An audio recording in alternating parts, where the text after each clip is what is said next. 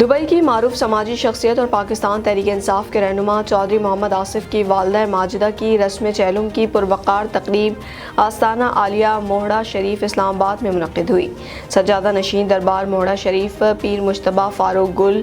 بادشاہ نے مرحومہ کے ایصال ثواب کے لیے خصوصی دعا فرمائی۔ سجادہ نشین دربار موہڑہ شریف پیر مجتبیٰ فاروق گل